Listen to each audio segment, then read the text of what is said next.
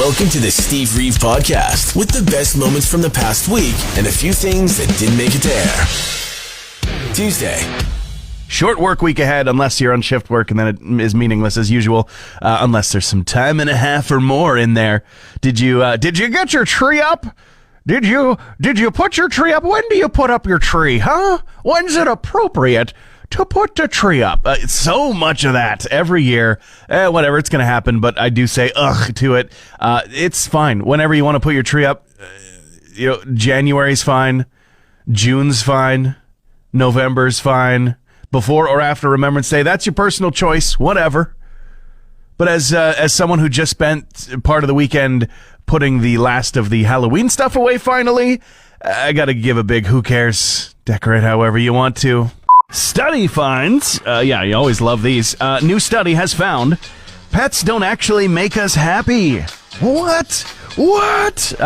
On paper, the study actually seems kind of sensible. A few years ago now, folks at Michigan State University thought, COVID restrictions just started, people are stuck at home, let's measure how happy their pets make them.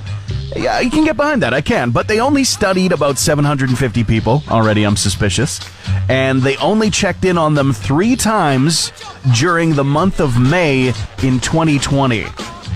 I gotta call all of the findings of this study into question now, because that was right at the start of restrictions happening for COVID. It was a scary time, pandemic taking over the planet, holy cow. And so many people, confused, scared, lonely maybe. Pets helping them out with that, I have to imagine. But checking in only 3 times during May of 2020 means that that's the exact moment that the pets were the most annoying, because everybody was having to be working from home for the first time ever. You hadn't established the new routines yet. The pets are like, you're home. It's exciting. Let's do things. Get off my keyboard, I think that's a bad time to have studied this. I feel like that would be like asking somebody how their day is going immediately after they've dropped their entire tray of coffee on the sidewalk. It's just a bad time to ask. You're listening to the Steve Reeve Podcast from 100.5 Cruise FM. Starting off with Ringo Starr. He's pretty pleased. Naturally, the Beatles have a new single out. Their final song, Asterix.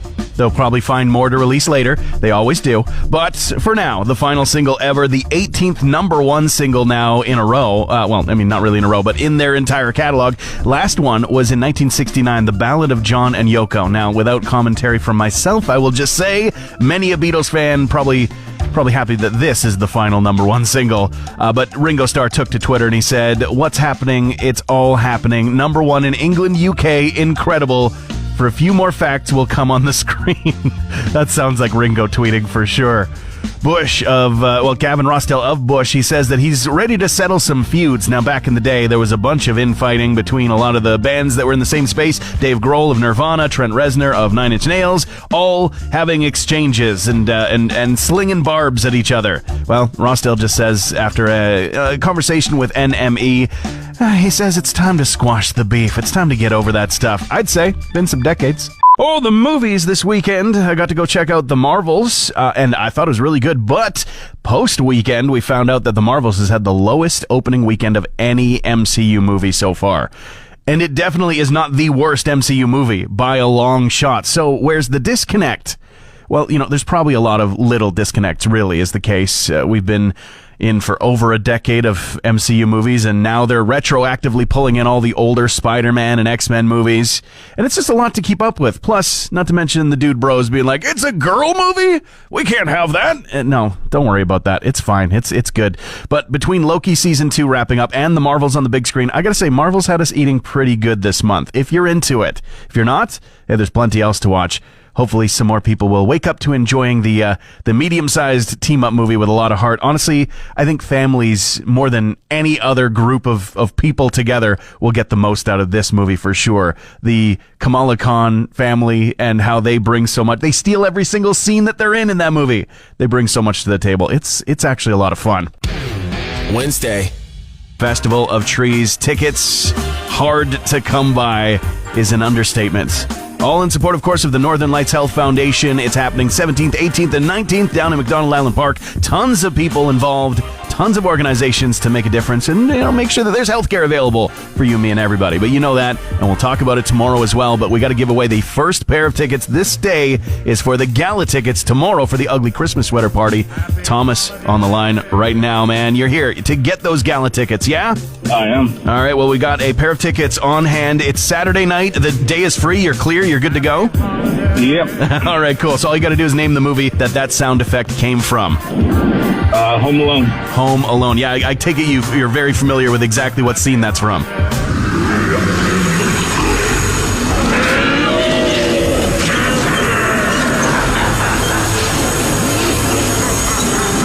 up. Oh, yeah. Yeah, the furnace. It's not so scary anymore once he actually does the laundry, I guess. That fixes everything for Kevin McAllister. We're going to give you tickets. We're going to get you to gala. Awesome. Thank you. A big one for you for today. Kurt Cobain and a pack of American Spirit cigarettes becoming perhaps the most expensive pack of cigs ever. There's all kinds of items in an auction that's, of course, going online to allow people to put those bids in for huge amounts of dollars for things that were in the possession of the grunge music icon of the 90s. And yeah, the American Spirit's cigarette package could just end up being the most expensive ever sold. Current bid at the time of the writing of the article I was looking at NME, it was about $1,750. Yeah, I mean, honestly, that doesn't seem that far off from the pack price already at the store right now. Okay, maybe a little bit more pricey.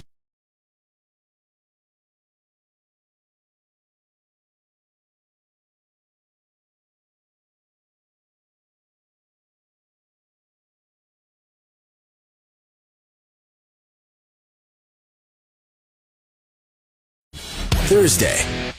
You know what scares me? Christmas villages. And let me unpack that because that sounds interesting. It sounds like some sort of debilitating phobia of some kind. I don't know the name of the fear of miniature Christmas villages, but that's not exactly what I'm talking about. What I mean is, I'm afraid of how addictive they seem to be. Those who dabble hard, and it seems like they're ever expanding. There's always like, oh, another year comes by, let's grab another one. Let's grab a post office for the little village that lives on the mantle, that kind of thing. Let's grab a little skating rink outside with little miniatures that even move and stuff. Oh, so cute. But then it grows, and it grows, and it grows. Where do you store this stuff when it's not the wintertime? And where do you find room to display it during the Christmas season? And how do you know when enough is enough? Because it doesn't seem like anybody who collects Christmas Village miniatures knows when enough is enough. And I don't think I would either, to be fair.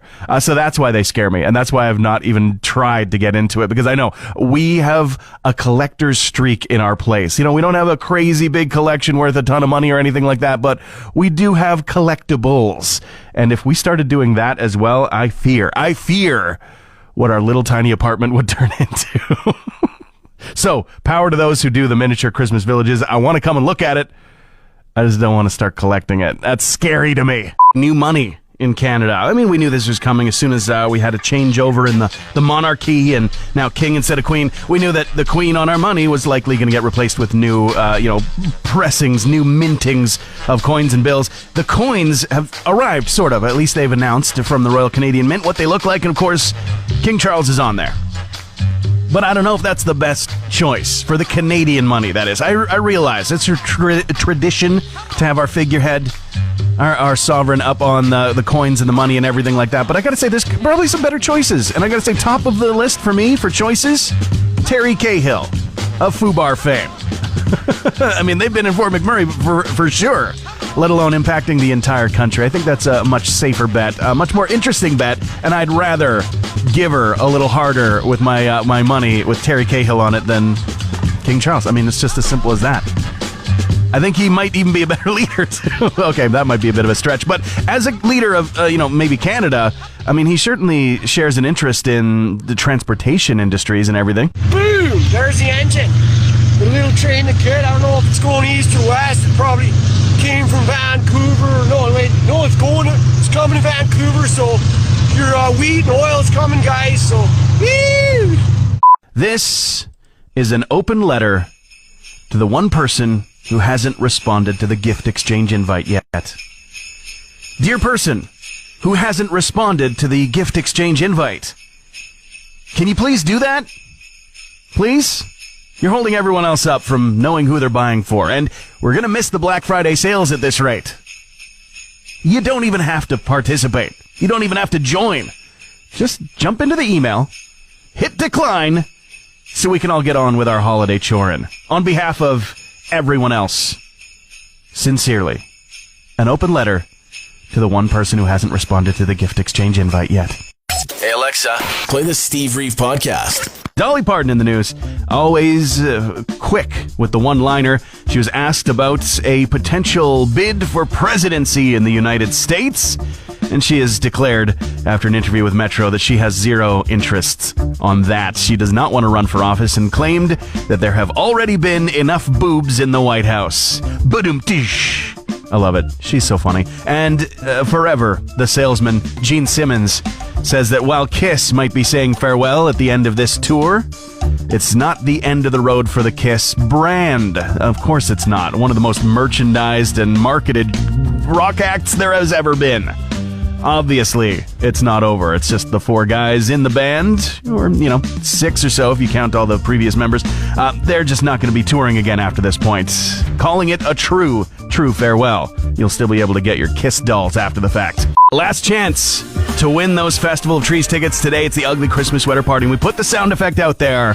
We're just looking for the first person to correctly identify the title, the movie title, and hook themselves up with these tickets. And go to the phone line right now. Hello, good morning. What do you think? You here for the contest? Good morning. I know it's not when I hear him.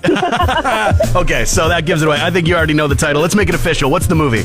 National Lampoon's Christmas Vacation. Ah, dang, I was going to be like, well, no, it's not just Christmas Vacation. It's got National You're already onto it. You know. Oh, he's just yakking on a bone. He got it up. You know.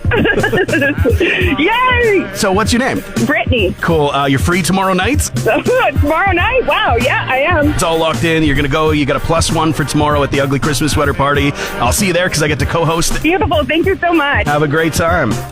Joining once again for a weekly update with the United Way of Fort McMurray and Wood Buffalo. Bob and Kathy here. How is it today? How are you guys doing? A little chilly, but good. Nothing like the snow on the ground to make you think about the Wild West. the jail and bail today is happening. This is in my brain because I'm one of the jailbirds that's going in there and raising some funds for the United Way. I'm at almost half of the bail money so far. You're amazing. Almost, but I'm getting nervous about the rest. So donate to me or to anybody who's going to be a jailbird. I'm not really comfortable hanging out with a criminal, but exactly. We want people to go down there. There is a bunch of great people that are also donating their time. Yeah. If you go onto Facebook, you see there's a link. You can go through and any one of your favorite celebrities that's on there. Please donate. We see a lot of people doing really, really well. Some people need a little bit of help, but please donate. And stop down to Earl's today and check out the jail and see Steve banging on the bars. I jealously saw some people are already past their bail money today. And I was like, am I even going to see them in jail later today? Well, we'll see. But all the money raised going towards the cause, which is, of course, helping out with all of the different organizations that the United Way helps out with. More than 20 right now. But it's time to sign up for next year. Yes, right? So agencies are invited to apply for funding. So the criteria is on our website. You must be local. The money must stay in our region, must go to support one of our 3 pillars that you'll see on the website. And all applications are due on November 26th and not a minute later. Get to the website. You get all the information that you could possibly need. And there is still plenty of time to get into that before the 26th. But that's the deadline. And as for supporting, I mean, you could put we talk a lot about the $200 donation and what you get back with your tax receipts. Hey, put that $200 towards my jail and bail money. But you get a double tax receipt incentive. Yes. Absolutely. So you do, like you said, about the $200. Definitely like to help our buddy Steve out here. But how kind. Thank you. The $200, though, folks, really, at the end of the day, it costs you $50. With our federal tax credits and provincial tax credits, it's only going to cost you $50. Yeah. So, I mean, give to Steve, give to everybody that's down there. We want to make this an amazing event, and this is a good way. Get the receipt back. Hey, you benefit in the spring. And put that towards, I mean, I was going to say take yourself out to dinner. In the world we live in right now, go get groceries. Yes, exactly. With that money when you get it back. A single bag. Try to keep it under 150. I know, it's tough. Things are tight, but it's tight for everybody. And and it's a time of year that everybody's minds turn to charity and turn to giving. And so let's put some action behind it. I agree. And let's be thankful for what we have. Yeah. And if you want to find out anything more, find out through the United Way for McMurray Wood Buffalo on social media. And if you're curious about what's going on with the jail and bail, I'll be doing some cut-ins right here on the air later on today and all over our social media telling you what's going on and praying, begging for your donations to free me from jail. Exactly, yeah. I'll be calling, hey, Mom, I'm in jail.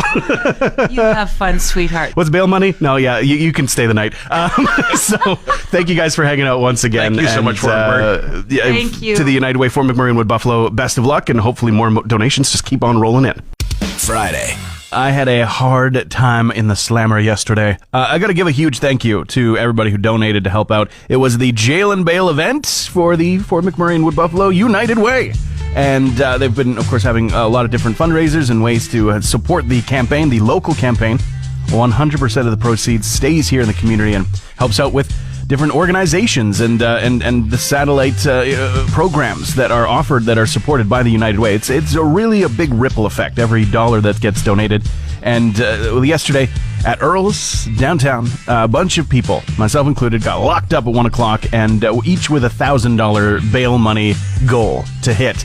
And I'm happy to say every single person hit that mark, which is fantastic. Some people went way above and beyond. So the total raised, at least while I was still there, I got freed about 5:30, I think, yesterday. So it was still going on a little bit longer, and hopefully even more money came in. But when I heard last, the total was over $13,000. So a big chunk raised by a small few. So thank you to everybody who did take part in that. Huge thank you.